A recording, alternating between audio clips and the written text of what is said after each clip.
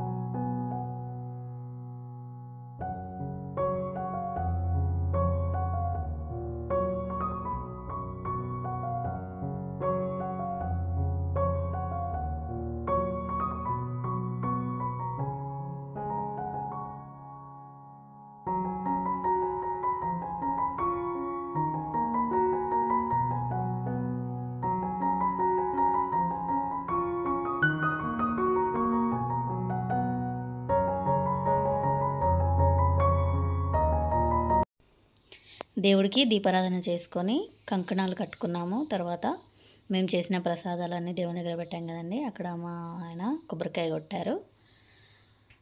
కొబ్బరికాయ కొట్టాక మేము చేసిన ప్రసాదాలన్నీ కూడా నైవేద్యం సమర్పించామండి.